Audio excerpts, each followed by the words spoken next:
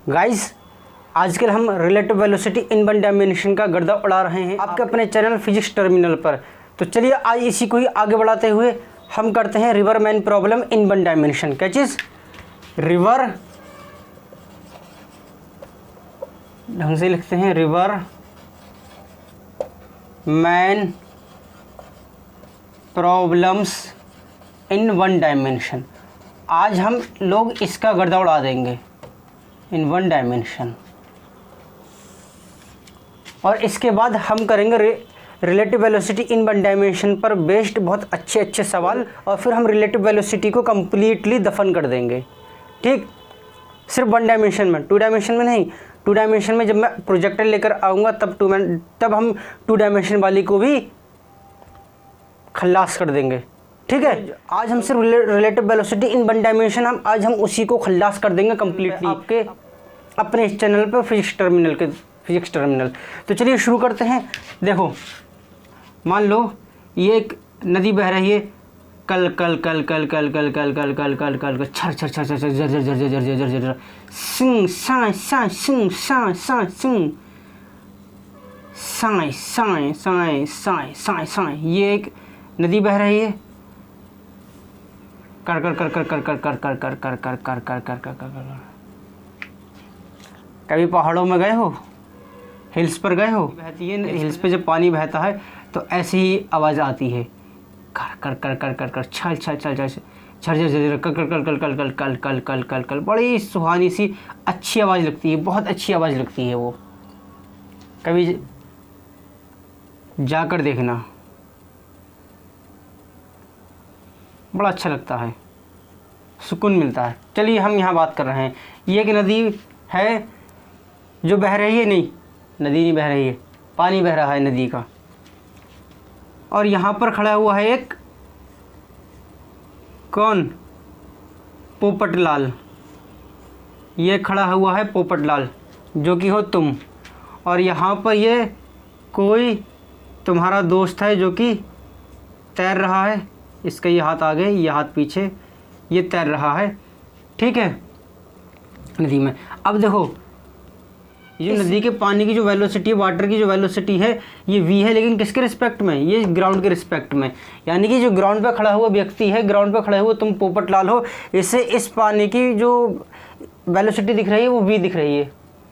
यानी अगर तुम इससे पूछो कि ये पानी कितनी स्पीड से बह रहा है, तो ये बताएगा 50 मीटर पर सेकंड की स्पीड से बह रहा है, जो भी, या 20 मीटर पर सेकंड की या 70 मीटर पर सेकंड की स्पीड से बह रहा है।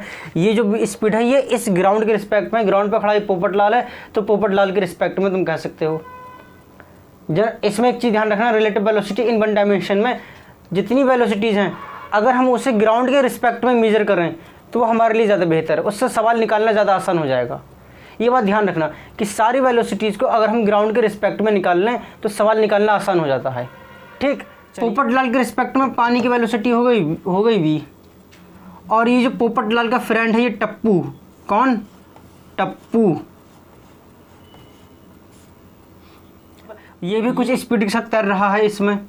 ठीक है, मान लेते हैं इसकी स्पीड है u, और ये जो स्पीड u है ये किसके रिस्पेक्ट में है? इस पोपटलाल के रिस्पेक्ट में है। यानी टप्पू की स्पीड u जो है ये पोपटलाल के रिस्पेक्ट में। पोपटलाल ग्राउंड पे खड़ा हुआ है तो इसका मतलब ये ग्राउंड के रिस्पेक्ट में है। टप्पू की ये स्पीड u है पोपटलाल के रिस्पेक्ट में, पोपटलाल ग्राउंड पे खड़ा है, तो हम कह सकते हैं कि ये जो है स्पीड ग्राउंड के रिस्पेक्ट में हो गई। ठीक है, यानी कि पोपटलाल बताएगा इस टप्पू को कि ये u मीटर पर सेकंड की स्पीड से तैर रहा है। ठीक, लेकिन यहाँ पर ही एक नाव है, नाव में बैठी एक सुंदर हसीना, जिसको देख के पोपटलाल, यानी कि तुम भी सोच रहे हो काश मुझे तैरना आता होता तो मैं इसके ऊपर कुछ इम्प्रेशन बनाता। और ये टप्पू भी बड़े स्टाइल में तैर रहे हैं। तो अब अगर तुम इससे पूछो कि भाई इसकी स्पीड क्या है, टप्पू की स्पीड u है। मान लो अगर ये कहे कि पोपटलाल अगर कहे टप्पू के बारे में कि 20 मीटर पर सेकंड की स्पीड से फ्लो कर रहा है, ये 20 मीटर पर सेकंड की स्पीड से ये स्विम कर रहा है, लेकिन जब यहीं तुम इस पूछो खूबसूरत हसीना से, तो क्या ये बताएगी कि ये 20 मीटर पर सेकंड की स्पीड से स्विम कर रहा है? नहीं, इसके रिस्पेक्ट में इसकी स्पीड कुछ और होगी, ये बताइए कुछ और, इसे स्पीड कुछ और लगेगी, वो क्या होगी, कैसे निकालेंगे हम यहाँ पे देख लेते हैं। देखो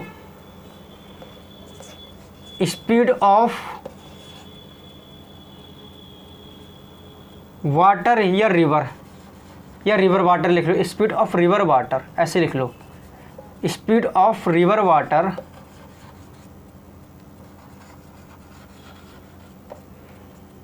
विद रिस्पेक्ट टू ग्राउंड के रिस्पेक्ट में इसकी स्पीड कितनी है v। अब देखो ये जो वाटर है ये राइट डायरेक्शन में इस तरफ फ्लो कर रहा है, तो इसकी स्पीड हो जाएगी इस तरफ पॉजिटिव, ठीक है, v मीटर पर सेकंड। और जो ये टप्पू है, speed of Tappu with respect to ground मान लो, या तो मान लो ये पोपटलाल खड़ा है, तो पोपटलाल के रिस्पेक्ट में u पॉजिटिव की ही रहेगी, u मीटर पर सेकंड, ठीक। तो अब आ जाएगी speed of Tappu with respect to river water के रिस्पेक्ट में टप्पू की स्पीड कितनी हो जाएगी, ये हो जाएगी v प्लस u मीटर पर सेकंड। इसे तुम ऐसे भी समझ सकते हो, क्लास 10th में तुमने क्वाड्रेटिक इक्वेशन में एक सवाल है, और एक सवाल है एनसीईआरटी में लीनियर इक्वेशन इन 2 वेरिएबल्स में, डाउन स्ट्रीम और अप स्ट्रीम वाला। ये सवाल किस तरीके से है, जब डाउन स्ट्रीम होता है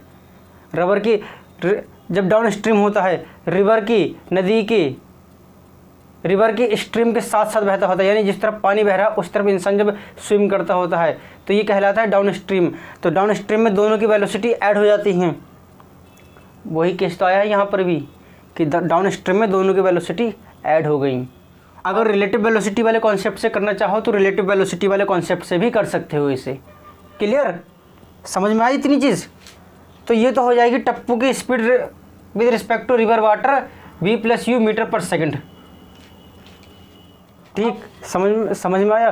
देखिए अब केस उल्टा भी तो हो सकता है मेरे भाई, केस उल्टा भी तो हो सकता है। उल्टा कैसे, कि नदी बहती हो इस तरफ को और ये तैरते हो इस तरफ को, इस हसीना को इम्प्रेस करने की खातिर, और इनके दिमाग में चलता हो कि कुछ सालों बाद ये जो पोपटलाल ग्राउंड पे खड़ा है ये कुछ सालों बाद गाना गाएगा कि उल्टी धारा को चीर कर तैरता था वो, जाने कहाँ गया वो।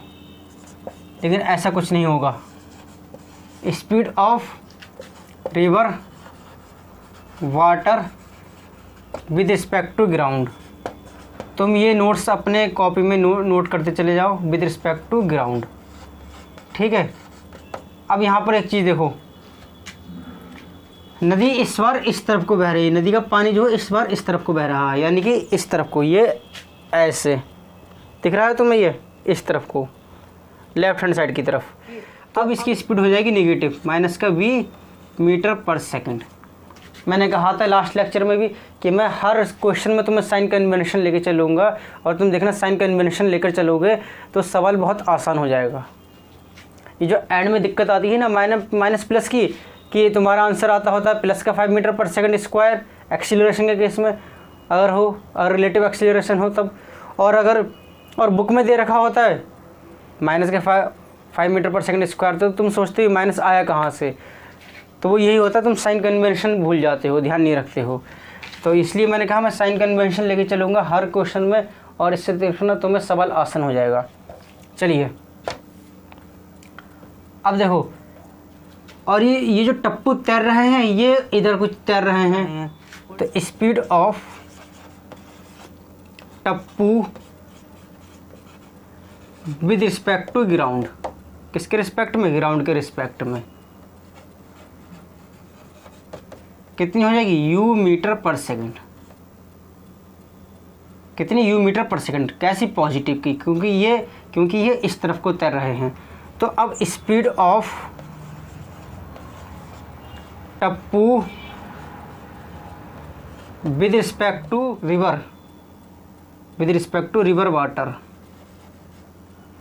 टप्पू की स्पीड रिवर वाटर के रिस्पेक्ट में या फिर इस खूबसूरत हसीना के रिस्पेक्ट में कितनी हो जाएगी ये u माइनस का v मीटर पर सेकंड। क्लियर, नोट कर लो इसे। देखो अगेन रिलेटिव वेलोसिटी वाले कॉन्सेप्ट से, और क्लास 10th में जो तुम करके आए हो मैथमेटिक्स में, क्वाड्रेटिक इक्वेशन में भी सवाल दे रखा है और लीनियर इक्वेशन इन 1 वेरिएबल में, लीनियर इक्वेशन इन 2 वेरिएबल में भी ये सवाल दे रखा है। Pair of linear equation in 2 variables था चैप्टर नंबर 3 क्लास 10th की मैथ्स में, वहाँ पर एक सवाल है इसमें का, एग्जाम्पल में है, एग्जाम्पल है। तो वहाँ क्या होता है, जब अप स्ट्रीम चलते होते हैं तो रिवर की स्पीड में से तो क्या होता है, एक की स्पीड में से दूसरे की स्पीड को माइनस कर देते हैं। तो वही हमने यहाँ पे किया। ठीक, क्लियर इतनी चीज़, कर लो इसे नोट। तो वहाँ से भी समझ सकते हो, ऐसे भी समझ सकते हो, और इस कॉन्सेप्ट से भी समझ सकते हो। कर लो इसे नोट। कर लिया, छोटा सा कॉन्सेप्ट था। अब हम करेंगे सवाल।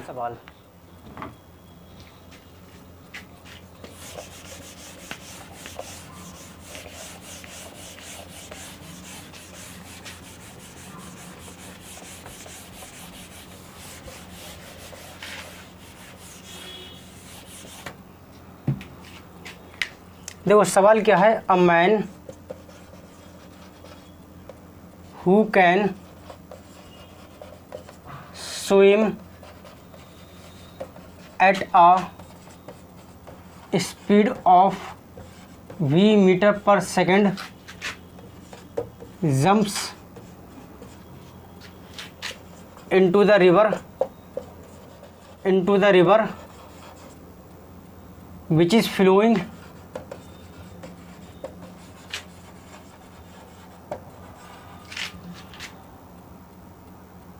with u meter per second. The man swims a distance d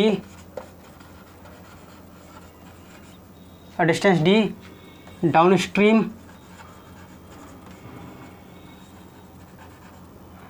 and then returns initial position.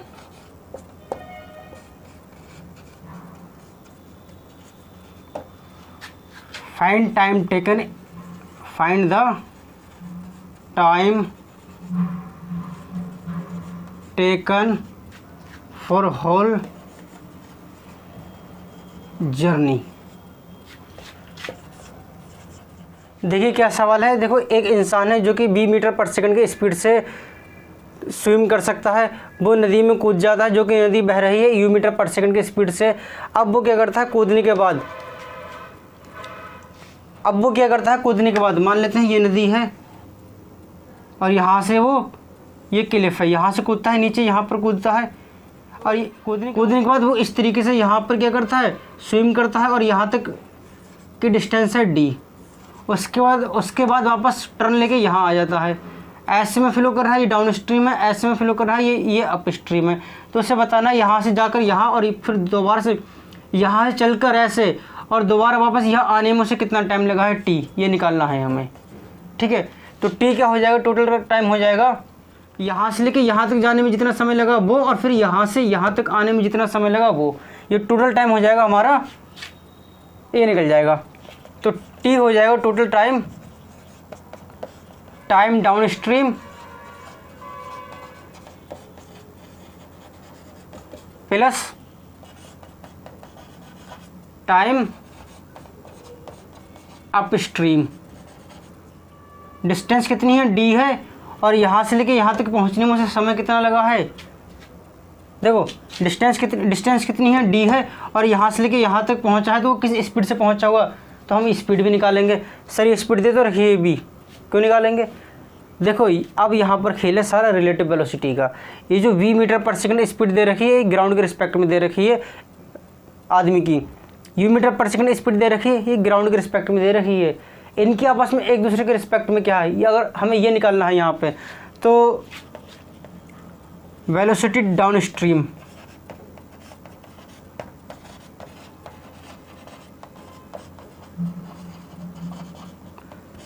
v1 ये हो जाएगी v प्लस यू, ऐसे बह रहा है सारी v प्लस यू मीटर पर सेकंड।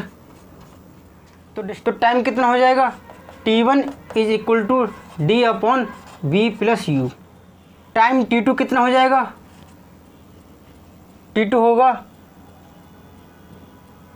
d अपॉन, अब स्पीड हमें रिलेटिव स्पीड निकालेंगे आने में, तो कितनी हो जाएगी v माइनस का u। टोटल टाइम कितना हो गया, टोटल टाइम हो गया t is equal to t1 plus t2, और ये हो जाएगा d upon v plus U plus का d अपॉन v माइनस का u, तो ये हो जाएगा t is equal to d common v minus का u plus v plus U upon v square minus का u स्क्वायर, u से u cancel, ये हो जाएगा 2dv upon v square minus का u स्क्वायर। नोट कर लो जल्दी से ज़रा, इसे कर लिया नोट। चलिए अगला सवाल करते हैं।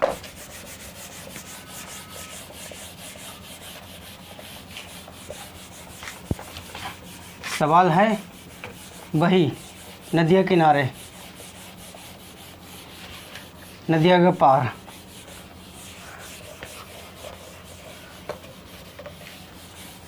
सवाल फिर से नदिया के पार है, ठीक है।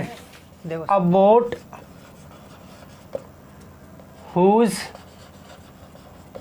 Speed is v base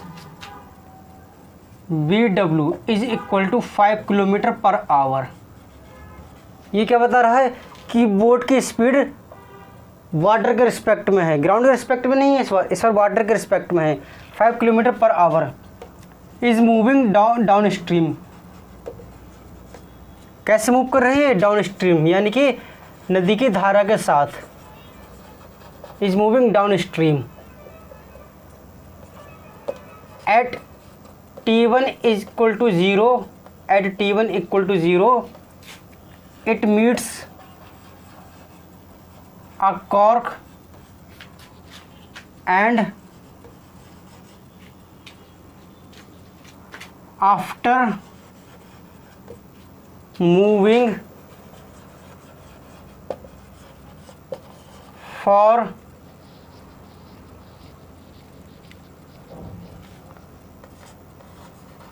some time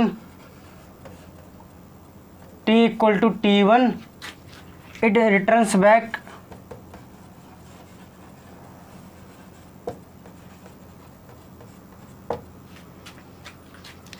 calculate the time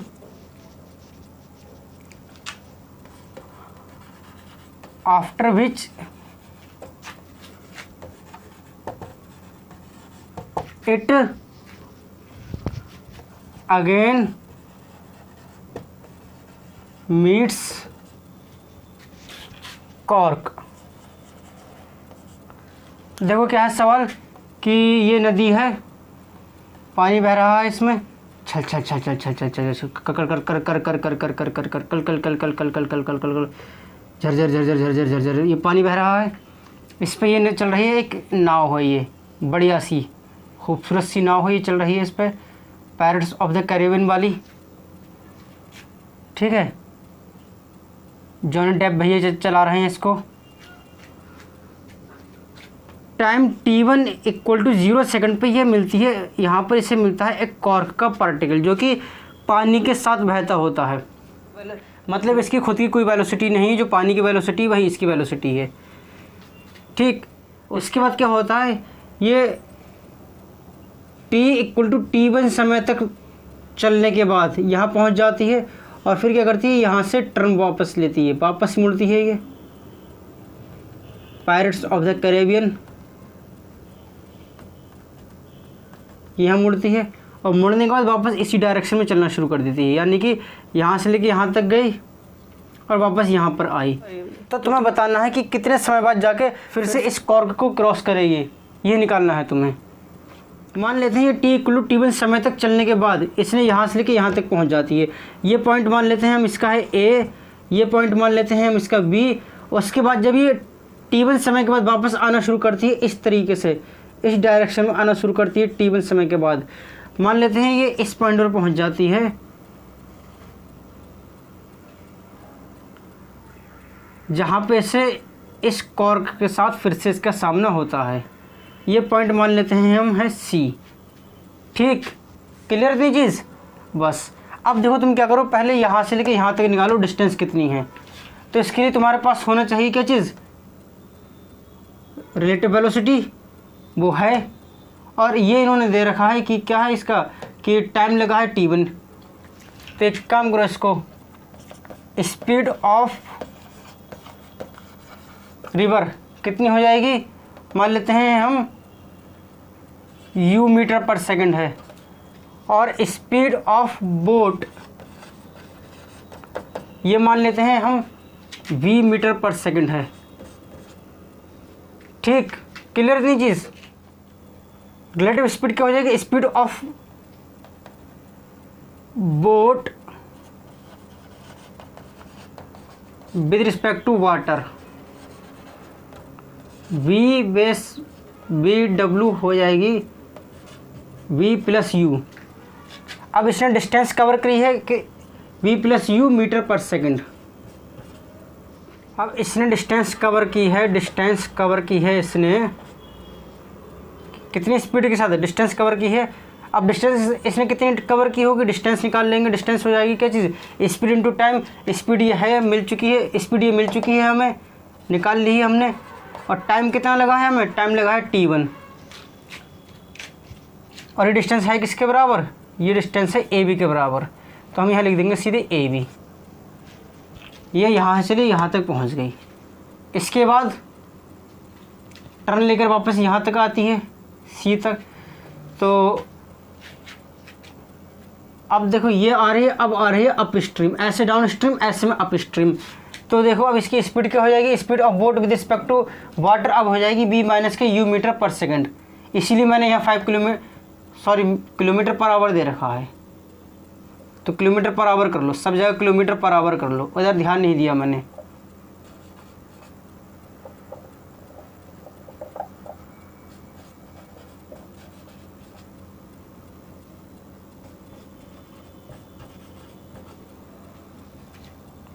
तो देखो इसकी स्पीड जब ऐसे में आएगी तो हो जाएगी अप स्ट्रीम, तो अप स्ट्रीम में हो जाएगी v माइनस के u किलोमीटर पर आवर। इसलिए मैंने 5 किलोमीटर पर आवर नहीं लिखा था।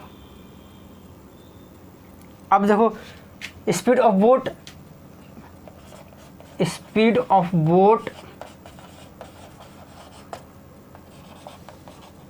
विद रिस्पेक्ट टू वाटर, लेकिन अब अप स्ट्रीम है, ये ध्यान रखना।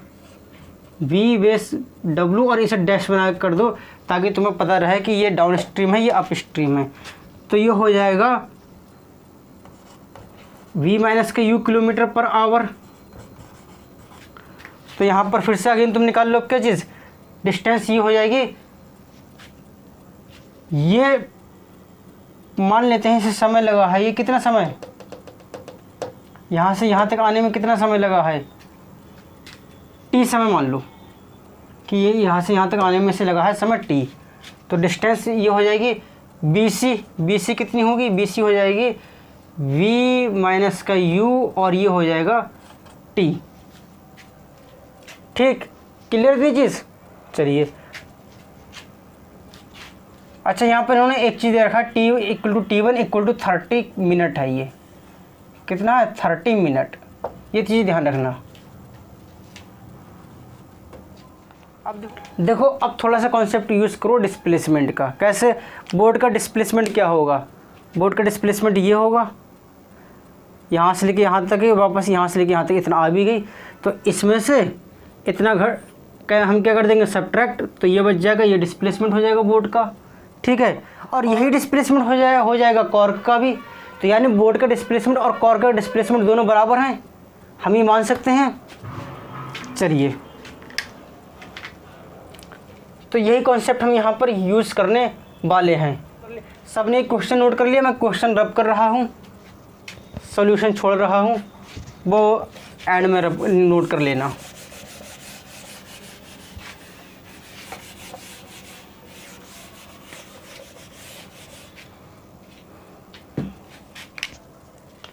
तो देखो A C is equal to हो जाएगी किसके बराबर, A C is equal to A C, यानी कि ऐसे लिखो A C for cork, A C for cork will be equal to A C for boat, दोनों का डिस्प्लेसमेंट बराबर होगा। अब ए सी, अब देखो कॉर्क किसी स्पीड से फ्लो कर रहा है, कॉर्क तो फ्लो कर रहा है रिवर की स्पीड से, तो रिवर की स्पीड कितनी माननी है हमने, u मानी है, तो u, और इसे यहाँ से लेके यहाँ तक पहुँचने में टाइम कितना लगेगा, कितना लगेगा t1 प्लस टी, हमने इसे t माना है, तो ये हो जाएगा t1 plus T equal to, इसका देख लेते हैं v प्लस u t1 और माइनस का हो जाएगा यहाँ पर v माइनस का u और t। ठीक है, इतनी डिस्टेंस में से हमने इतनी डिस्टेंस को माइनस कर दिया है, इतने डिस्प्लेसमेंट से हमने इतने डिस्प्लेसमेंट को माइनस कर दिया है। तो देखो ये हो जाएगा u t1 plus u t, ये हो जाएगा v t1 plus u t1 minus का v t और प्लस का u t। कुछ कॉमन आउट निकल रहा है फिगर यहाँ से, मैं देखो यू टी से ये यू टी कैंसिल, इधर यू टी वन से ये यू टी वन कैंसिल, बचा 0 is equal to V T one minus का वी टी, वी से वी का कैंसिल आउट हो जाएगा, तो टी इज इक्वल टू बचेगा t1। तो मतलब कि यहाँ से यहाँ तक आने में कितना समय लगा है, t1 के बराबर लगा है। तो जितना समय इसे यहाँ से लेके यहाँ तक जाने में लगा उतना ही समय से यहाँ से लेके यहाँ तक आने में लगा, और इतने समय बाद वो यहाँ से जाने के बाद और यहाँ पर वापस यहाँ तक आने के बाद इतने समय में ये से मिल रही है। तो जो टोटल टाइम हो जाएगा, टाइम कैपिटल टी से अगर हम दिखा दें से, तो टाइम हो जाएगा t प्लस t1। अब कितना है, t1 30 मिनट है और t जो है ये t1 के बराबर आ रहा है, तो 30 मिनट कितना हो जाएगा, 1 आवर, 60 मिनट यानी कि 1 आवर। तो 1 घंटे के बाद बोट इस कॉर्क से वापस मिल जाएगी। ठीक है, नोट कर लो ज़रा इस सवाल को। तो गाइस हमारा अगला सवाल है, लिखता हूँ मैं यहाँ पर, a train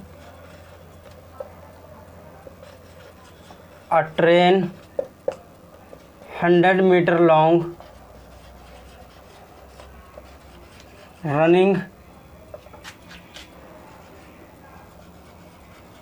running at 40 meter per second starts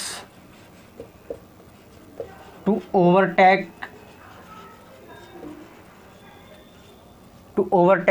another train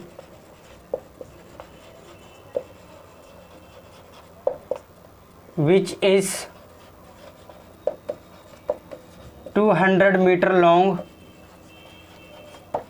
running at 30 meter per second. Then time taken by first train to overtake the other is option A 30 second, option B 10 second, option C 40 second and option D 50 second. देखो एक train है 100 metre लंबी, ये चल रही है, मान लो ये ट्रेन ट्रैक है, इस ट्रैक पे ये 100 मीटर लंबी ट्रेन चल रही है, छुक छुक छुक छुक छुक छुक छुक छुक छुक ये ट्रेन चल रही है। लेंथ इसकी कितनी है 100 मीटर, मान लेते हैं ट्रेन ही है ए। ठीक, अब इसकी स्पीड कितनी दे रखी है 40 मीटर पर सेकंड दे रखी है। तो इसकी स्पीड 40 मीटर पर सेकंड दे रखी है, स्पीड किसके रिस्पेक्ट में है, यह है ग्राउंड के रिस्पेक्ट में। तो इसकी हो जाएगी velocity of A with respect to ground कितनी हो जाएगी 40 मीटर पर सेकंड। अब दूसरी ट्रेन ये है, दूसरी ट्रेन ये है जो कि इस ट्रैक पे चल रही है, ये ट्रैक है, इस पे ट्रेन चल रही है, छुक छुक छुक छुक छुक छुक छुक ये ट्रेन चल रही है। ये है ट्रेन बी, ये कितनी लंबी है, ये है 200 मीटर लंबी। इसकी स्पीड कितनी है, velocity of V with respect to ground, इसकी भी ग्राउंड के रिस्पेक्ट में हो जाएगी 30 मीटर पर सेकंड। ठीक, अब ये ट्रेन इस ट्रेन को ओवरटेक करती है, इसका मतलब ओवरटेक का मतलब क्या है, ये ट्रेन इससे आगे निकल जाएगी इसे क्रॉस करके। ट्रेन बी की स्पीड है 30 मीटर पर सेकंड, किसके रिस्पेक्ट में है, ग्राउंड के रिस्पेक्ट में, ध्यान रखना। अब ये ट्रेन जो 100 मीटर लंबी है, ये इस 200 मीटर लंबी ट्रेन को ओवरटेक करेगी, मतलब क्रॉस करेगी, पार निकलेगी, इससे आगे जाएगी। तो कैसे जाएगी, देखो ये ट्रेन चल रही है, अगर ये ऐसे चल रही है, ये ऐसे चल रही है, तो इसको हम पार करना कब कहेंगे, जैसे सपोज दैट ये ट्रेन है एक ए और एक ट्रेन है ये बी, जो कि मान लेते हैं यहाँ पर है अभी कहीं। तो जब इसको ए बी को पार कब करेगी, जब बी ये है बी का इंजन, जब ए का आखिरी डिब्बा इस इंजन को यहाँ क्रॉस कर दे। ठीक, यानी कि अब इस ए ट्रेन को इसे क्रॉस करने में कितने डिस्टेंस कवर करना पड़ी होगी, ये डिस्टेंस प्लस ये डिस्टेंस। ये डिस्टेंस क्या है, ट्रेन बी की लेंथ है, ये डिस्टेंस क्या है, ट्रेन ए की लेंथ है। तो हमें दोनों लेंथ को ऐड कर दोगे, इसको इसे क्रॉस करने में कितने डिस्टेंस कवर करना पड़े, ये मिल जाएगी। रिलेटिव वेलोसिटी निकाल लोगे, टाइम आसानी से मिल जाएगा। तो पहले हम निकालते हैं यहाँ पर रिलेटिव वेलोसिटी। तो velocity of A with respect to B क्या हो जाएगी, velocity of A with respect to ground minus का velocity of B with respect to ground. Velocity of A with respect to ground कितनी दे रखी है, ये है 40 मीटर पर सेकंड, और ये velocity of B with respect to ground ये दे रखी है यहाँ पर इन्होंने 30 मीटर पर सेकंड। तो 40 माइनस का 30 कितना हो जाएगा, 10 मीटर पर second. Velocity of A with respect to B ये आ चुकी है। डिस्टेंस कितनी तय की है इन्होंने, ट्रेन ए ने डिस्टेंस कितनी तय की है, ट्रेन ए ने जो डिस्टेंस तय की है वो हो जाएगी 300 मीटर। तो टाइम यहाँ पर आ जाएगा, टाइम क्या होता है, डिस्टेंस अपॉन स्पीड। डिस्टेंस कितनी है 300, टाइम कितना है, स्पीड कितनी है ये है, तो टाइम कितना आ जाएगा 30 सेकंड। ठीक, नोट कर लो, ऑप्शन ए है, कर लो इसे ज़रा, हो गया। चलिए अगला सवाल करते हैं। अगला सवाल भी यही है हमारा, ट्रेन के ऊपर छुक छुक छुक छुक छुक छुक छुक छुक रेल चली है जीवन की। हाँ, रेल जीवन की इसी तरीके से चलती है, छुक छुक चलती हुई करती हुई धीरे धीरे धीरे धीरे चलती रहती है, और फिर एकदम स्पीड पकड़ लेती है, फिर रुक जाती है। ज़िंदगी का यही खेल है। तो ये ज़िंदगी चलती का नाम गाड़ी है, चलते रहना है। चलिए सवाल क्या है, देखो, अ train is running with a speed v, capital V है ये, V ऑन अ ट्रैक, पटरियाँ, पटरी मीन्स ट्रैक, पटरी means track, on a track. The driver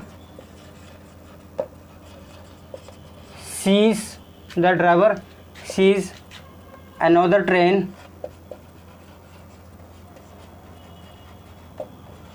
on the same track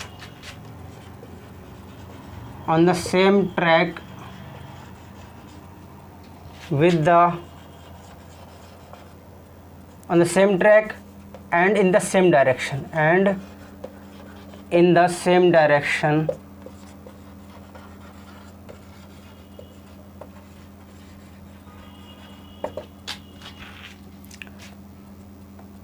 running with the speed small v, so it applies brake to avoid collision.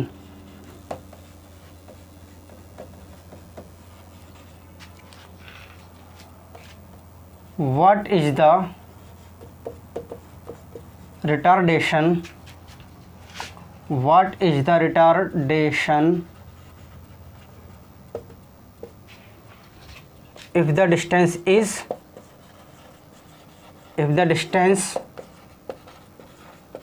between the trains is x? देखो सवाल समझ लो, सवाल में क्या कहा गया है। ये ट्रैक है, ठीक है,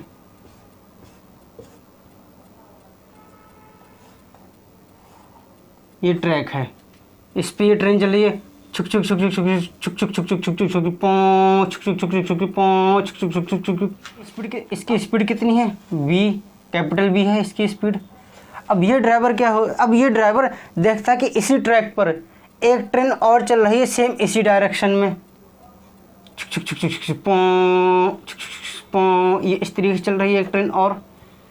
अब देखो इनके बीच में डिस्टेंस है x, तो ये ड्राइवर क्या करता है, इस ट्रेन का ड्राइवर ब्रेक लगाता है जिससे कि ये ट्रेन इससे जाकर ना टकराए। हमें निकालना है कि ब्रेक लगाने पर जो ये रिटार्डेशन होगा वो रिटार्डेशन क्या होगा।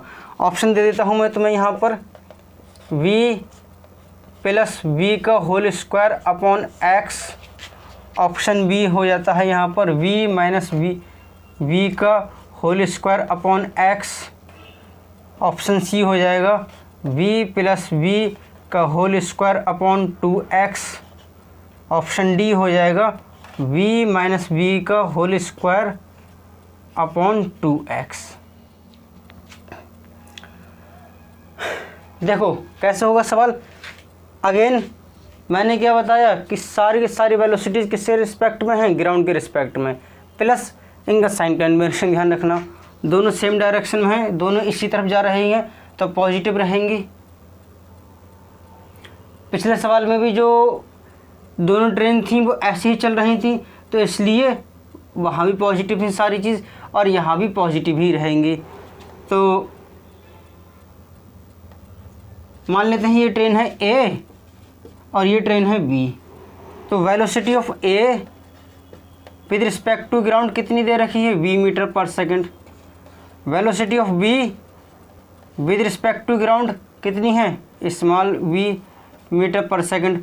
तो velocity of A with respect to B ये कितनी हो जाएगी, velocity of A with respect to ground minus का velocity of B with respect to ground, तो कितना हो जाएगा v माइनस का v मीटर पर सेकंड।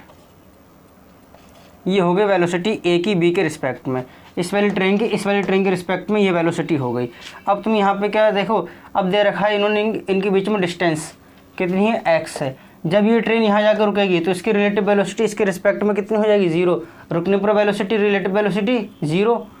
तो हम यहाँ पर यूज़ कर लेंगे थर्ड इक्वेशन ऑफ मोशन, क्या हो जाएगा, 0 is equal to initial velocity कितनी है, ये है v माइनस का v, ये कैपिटल V है, ये स्मॉल v है, v माइनस का v होल स्क्वायर और माइनस का हो जाएगा 2ax, प्लस का होता है, यहाँ आता है इक्वेशन में प्लस का a, बट यहाँ पर ये देखो a जो है रिटार्डेशन है, रिटार्डेशन होने का मतलब क्या है, a के साथ माइनस का साइन आ जाता है, ठीक है। हमें निकालना क्या है रिटार्डेशन, तो रिटार्डेशन हो जाएगा a is equal to v minus का v का होल स्क्वायर अपॉन 2x।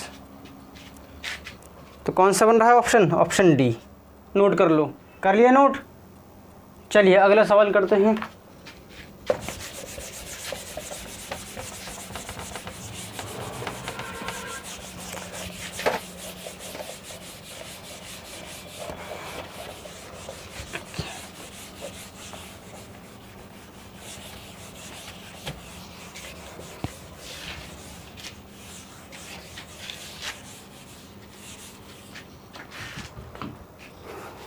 अगला सवाल क्या है, an object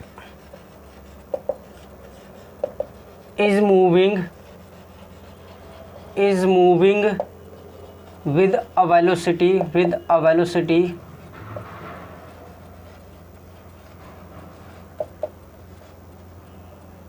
vector v1 with respect to ground.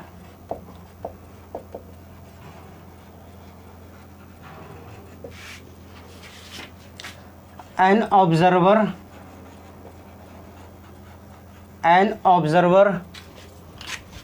moving with the velocity vector v0 with respect to ground measures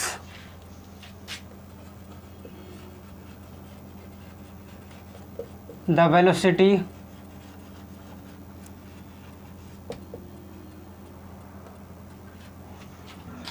of object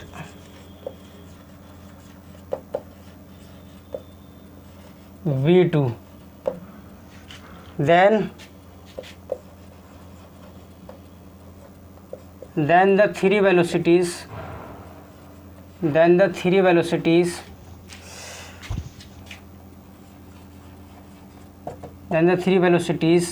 are related as option A v0 greater than equal to v1 plus v2, option B v1 smaller than or equal to v0 plus v2, option C v2 greater than equal to v0 plus v1, and option D all of the above.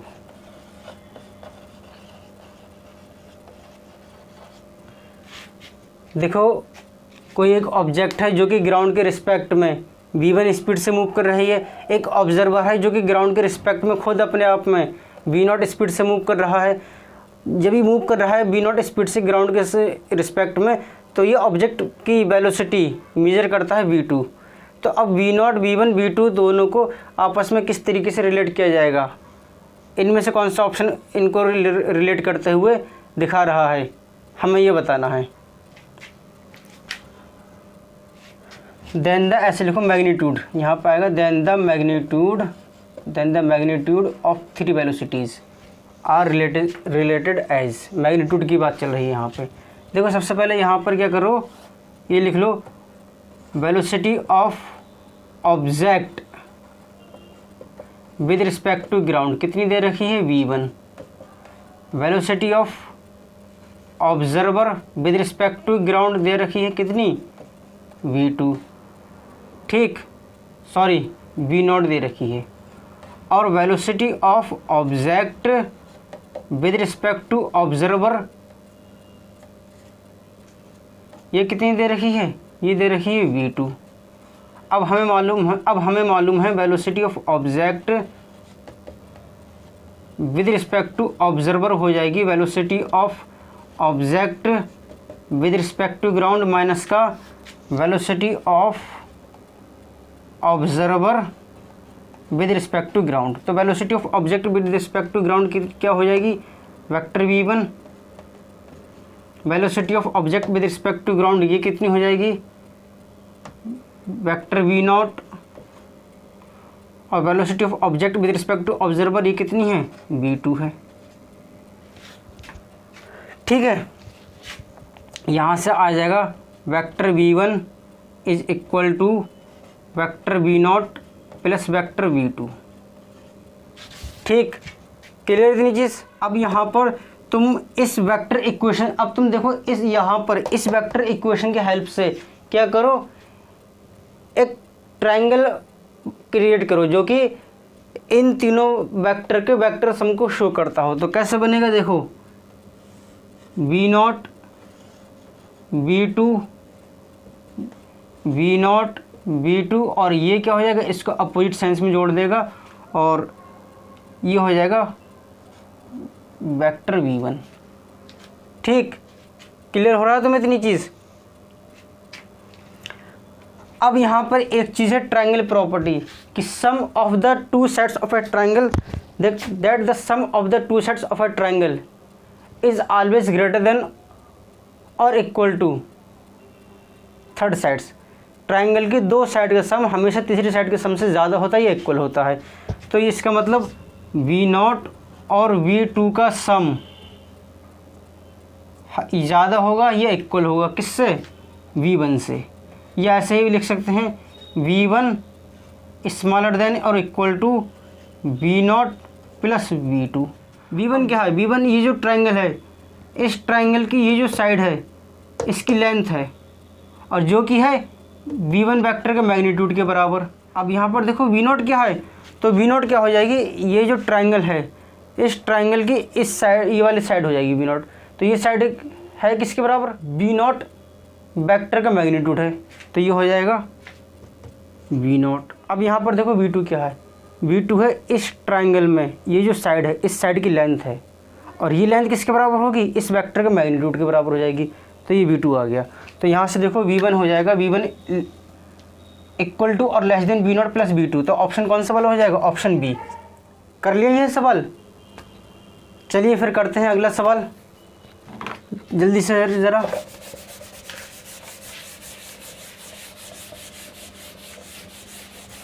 जल्दी से इस सवाल को भी कर लेते हैं। अब देखो हमें करेंगे पानी में छप्पक छैया, पानी में छप्पक छैया, छप्पक छप छप छप छप करेंगे पानी में। देखा तालाब में छोटे बच्चों को नहाते हुए, तो वो कैसे करते हैं, छप्पक छैया।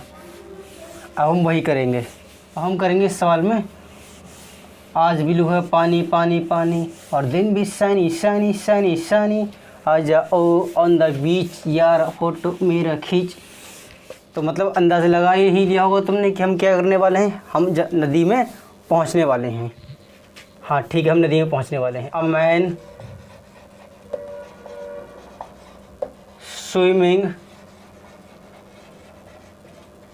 Down stream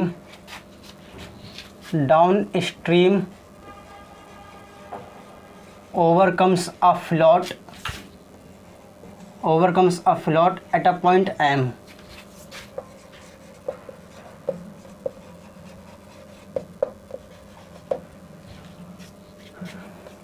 After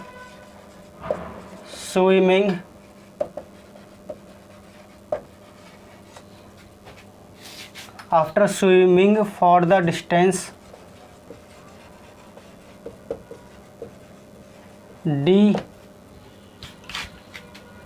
he returns back and at a distance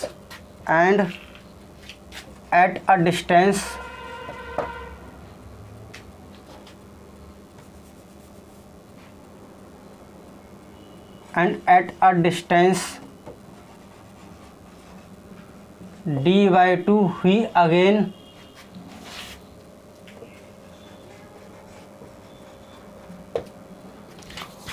overcomes float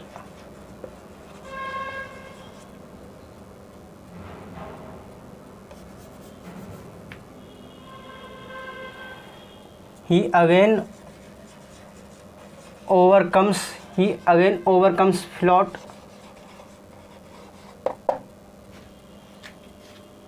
the ratio of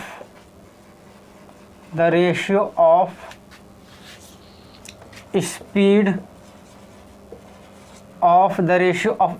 of man with respect to still water to the speed of flowing water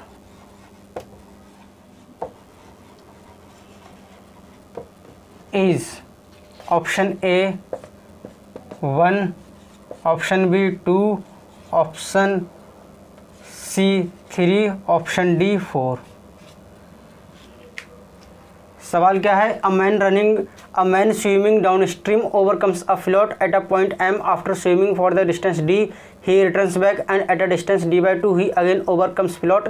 The ratio of speed of man with respect to still water to the speed of flowing water is।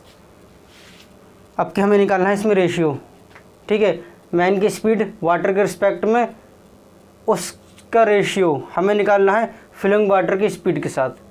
देखो कैसे करेंगे हम, जैसे इसमें हम क्या करेंगे, पहले स्पीड मान लो मैन की ग्राउंड के रिस्पेक्ट में, स्पीड मान लो वाटर की ग्राउंड के रिस्पेक्ट में, फिर मैन की स्पीड निकाल लो वाटर के रिस्पेक्ट में, तो कितनी हो जाएगी।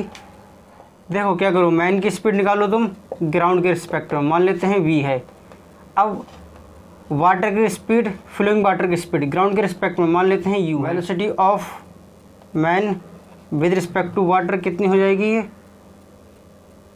जब ये डाउन स्ट्रीम जा रहे हैं, डाउन स्ट्रीम केस में होगी, डाउन स्ट्रीम केस में v प्लस u मीटर पर सेकंड कराया है भी थोड़ी देर पहले, देख लेना। और अप स्ट्रीम में क्या होगी, velocity of man with respect to water upstream में हो जाएगी v माइनस का u मीटर पर सेकंड, ये मीटर पर सेकंड, ये मीटर पर सेकंड। अब ज़रा थोड़ा सा डायग्रामेटिक समझते हैं। मान लेते हैं ये पॉइंट m है, यहाँ पर ये इंसान इस फ्लोट से मिला है, ये पॉइंट है m, इसके बाद ये यहाँ पर पहुँच जाता है, डिस्टेंस है ये d, ठीक, समझ में आई इतनी बात, डिस्टेंस है d, यहाँ पहुँच जाता है कितनी स्पीड के साथ, v प्लस u स्पीड के साथ ये यहाँ पहुँच जाता है। उसके बाद ये क्या करता है, टर्न लेता है, वापस आना शुरू करता है। अब की ये ऐसे जा रहा था तो डाउन स्ट्रीम था, ऐसे आ रहा है तो अप स्ट्रीम है, तो अब की इसे किस स्पीड से आ रहा है, v माइनस के u स्पीड से आ रहा है। और ये जो पॉइंट है d/2 यानी कि आधी, ये जो डिस्टेंस है इसका आधा डिस्टेंस तय करने के बाद इससे ये फ्लोट यहाँ मिल जाता है। तो मान लेते हैं ये पॉइंट है c और डिस्टेंस यहाँ पे कितनी है d/2, यानी कि यहाँ से लेके, मतलब यहाँ से लेके यहाँ तक की जो स्पीड है वो कितनी है, वो है d/2, ठीक, समझ में आई इतनी चीज़। मतलब यहाँ से लेके यहाँ तक की जो डिस्टेंस है वो कितनी है d/2, ठीक, समझ में आई। स्पीड कितनी है यहाँ से, ये इस टाइम स्पीड है v माइनस के u मीटर पर सेकंड। यहाँ से लेके यहाँ तक जाने में टाइम कितना लगा है, मान लेते हैं वो टाइम है t1। और यहाँ से लेके यहाँ तक आने में समय कितना लगा है, मान लेते हैं वो है t2, ठीक, क्लियर इतनी चीज़। तो अब तुम यहाँ पे एक चीज़ देखो,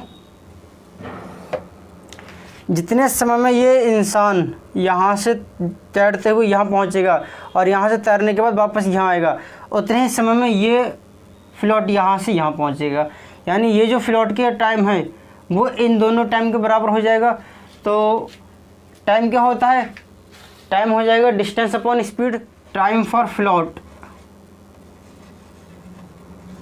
equal to time for man, कहाँ से, m से d और d से वापस c तक आने में, ठीक है। तो टाइम क्या हो जाएगा, इसने डिस्टेंस कितनी तय की है यहाँ पर d/2, डिस्टेंस अपॉन स्पीड कितनी है इसकी, मान लेते हैं u है।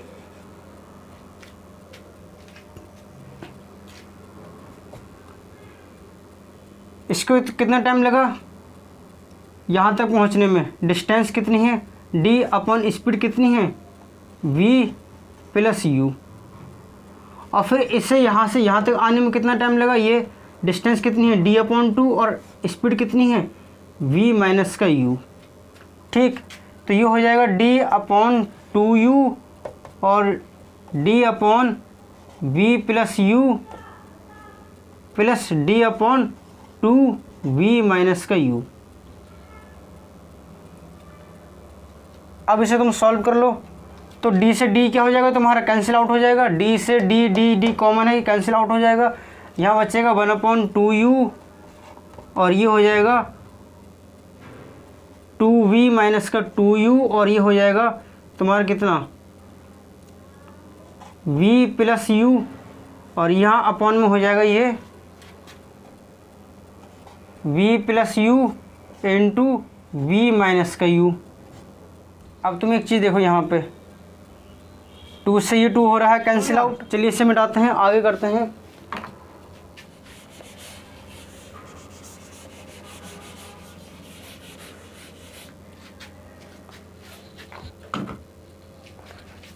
देखिए कितना हो जाएगा ये, 2v प्लस v 3v, ये हो जाएगा 1/u is equal to 3v, और u और ये कितना हो जाएगा माइनस का u upon v square minus का u square.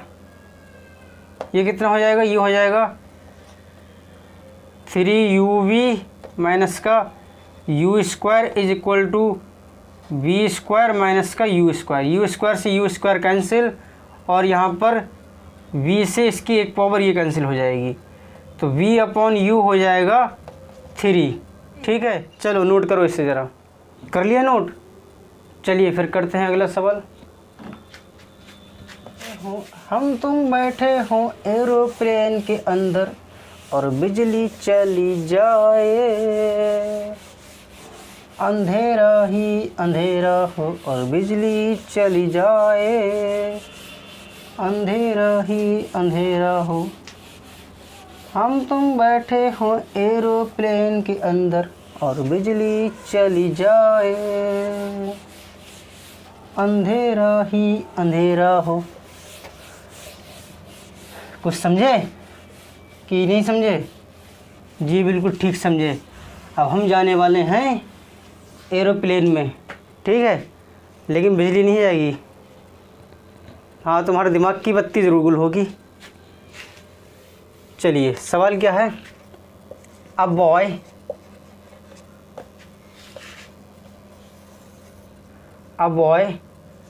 Walks to the airport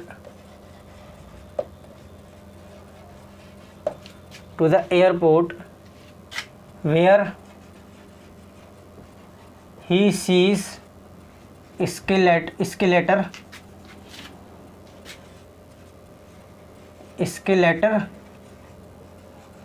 not working.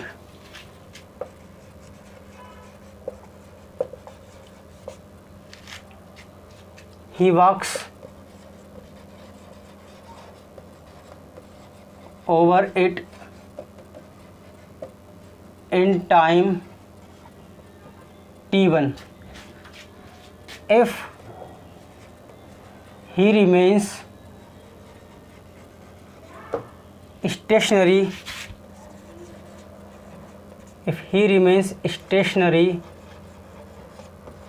on it, then the escalator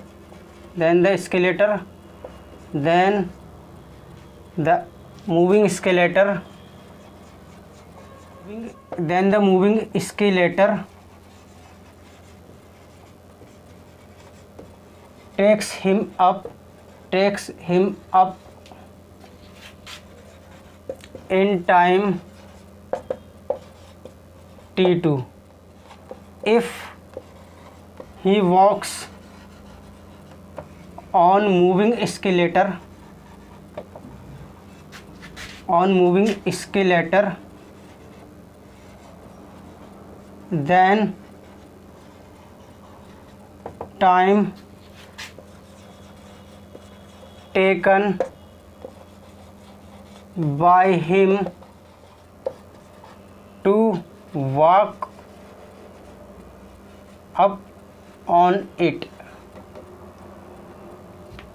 हो जाएगा option A T2 into T1 upon T2 minus T1, option B T1 plus T2 upon 2, option C T2 T1 upon T1 plus T2, option D T2 minus T1।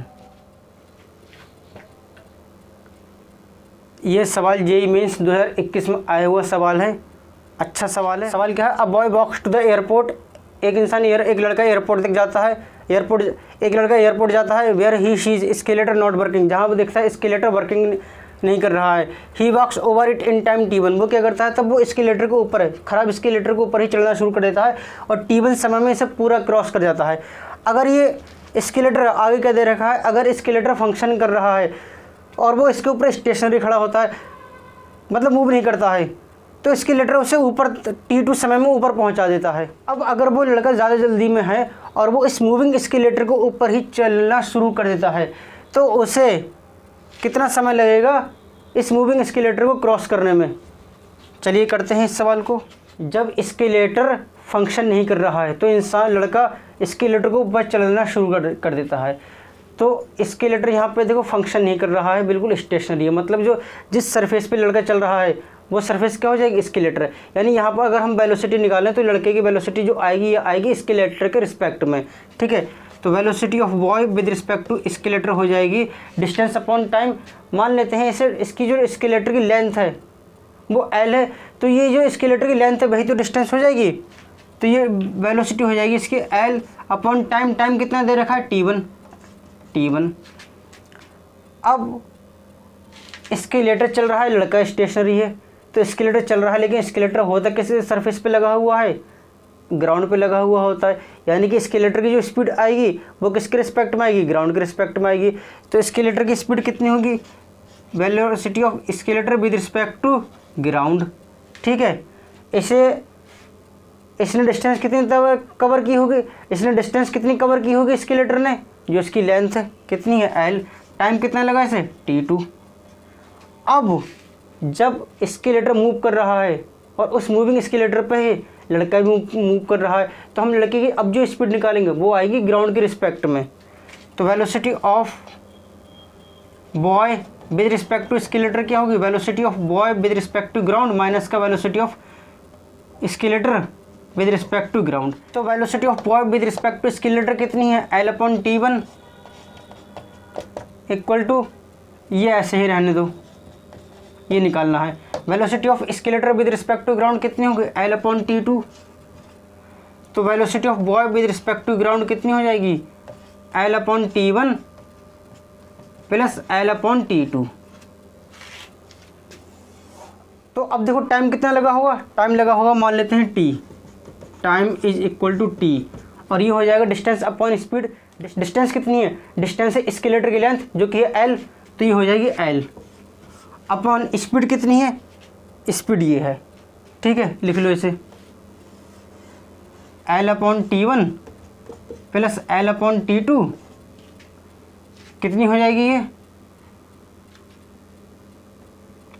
L यहाँ से common लोगे cancel out हो जाएगा, तो कितना बचेगा 1 upon T1 plus 1 upon T2। Solve out करोगे ये आ जाएगा T2 T1 upon T2 plus T1। तो लड़के को इतना समय लगेगा नीचे से ऊपर जाने में मूविंग एस्केलेटर पे, ठीक है। नोट कर लो इस सवाल को, अच्छा सवाल है, मेंस 2021 में आया हुआ सवाल है। तो गाइस आज के लेक्चर हम करते हैं यहाँ पर ही कंक्लूड। मिलते हैं जल्द आपसे एक नए लेक्चर में, तब तक के लिए बाय।